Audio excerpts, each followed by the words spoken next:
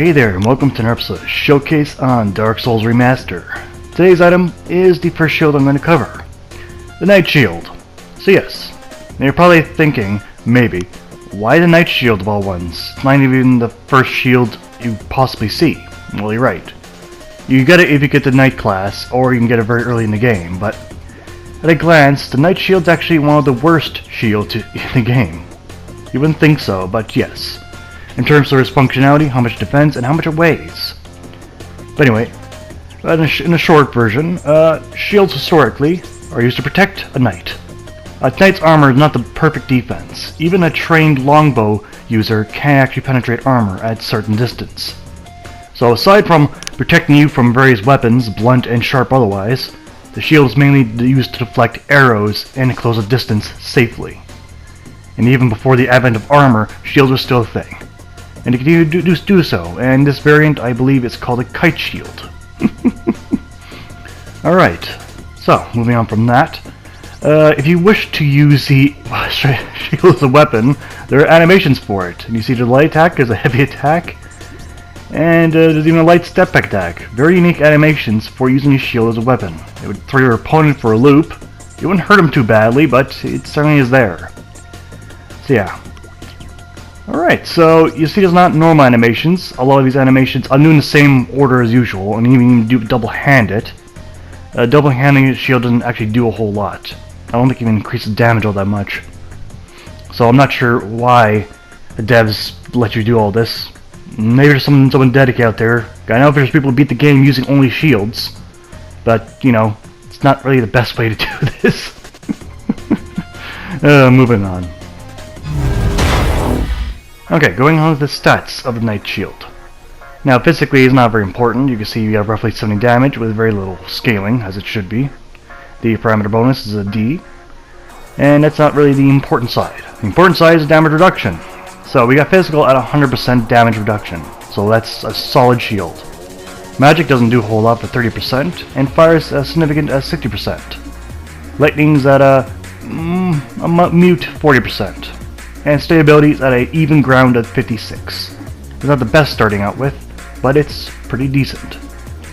Parameter bone of all requirements is only 10 strength, so when you start with a knight class, you already have that.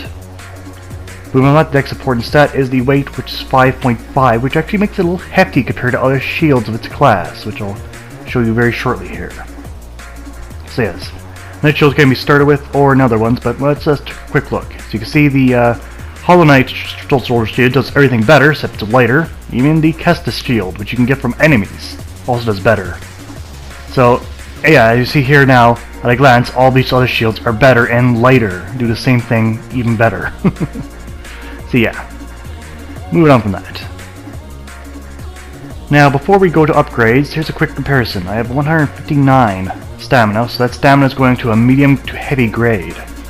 Now, this is the plain 56 stability. It's for a comparison test. I'll do it for every shield. So you can see a blocking damage, that's roughly a third, and the heavy attacks take out a little bit more in a third as they wind up their arms. So very quickly your shield can become overwhelmed if it's not fully upgraded. You lose a lot of stamina and you have trouble fighting back. So enough of that, now let's go on to the upgrades. So at level 15 you can see you get 70 stamina stability. At Divine 10 it's 56, and along with other damage. You actually use it as a weapon, possibly. So all the values change a little bit for damage reduction, depending on what you chose. Now, the standard reinforcement of 15 is the best. Well, in terms of functionality, the best here is actually the crystal. But the crystal only has 20 durability, so it's not very viable.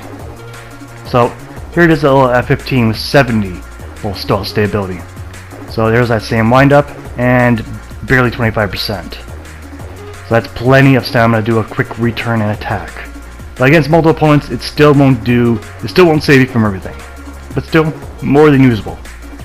Here's an opponent with a lot more stagger potential. The Analondo Guardian has a lot of stagger potential, especially when he slams his shield into the ground. So, but the idea is your shield's supposed to absorb the damage and leave you with enough stamina to actually continue moving, dodging, or attacking. So that's the big deal about that. And the Knight Shield at least fulfills the very basics of that idea. So, it's not a failure. Okay, moving on to the pros and cons of the Knight Shield. On the pros, it's a strictly well-rounded shield. No, it doesn't excel at anything, it doesn't fail at anything, so it's pretty well-rounded. On the cons though, it can at least be said that there are many other shields of its class that does all the things it does better, and and being albeit lighter. Alright, pretty easy pros and cons. Now I actually have a score for shields. I'll be scoring them on stability, defense, weight, and miscellaneous. So for the Knight Shield, stability I'll give a C+. It has decent amount of stability that'll handle a lot of situations, but in a group you'll still be overwhelmed easily. Defense overall for damage reduction I give a C. It does physical damage wonderfully, but everything else it kind of falters at a base level. Fire does a bit, but there's other shields that do that even better. For weight, it's probably its best saving grace, and I'm going to give that a B. As shields get bigger, the weight rating will get worse. So this is not the best weight rating, but it's far from heavy. And for everything else for miscellaneous, I give it a C-. As pretty much I mentioned, you'll find other shields of the same weight class, or even lighter, that do the job even better. So simply put. So in total, I give the Knight Shield a C-. It's a starting shield, and it's not a terrible one, but there are certainly better ones. And that wraps up this first showcase on a shield. I try to aim to have these episodes a bit shorter than weapon ones, since there's not much to cover. So overall, the shield is well-rounded, good for a beginner, and only for a beginner, as it should be tossed when you find something better. Simply put, I've been Showcase for today. Thank you all for watching, and hope to see you guys next time. Take care out there.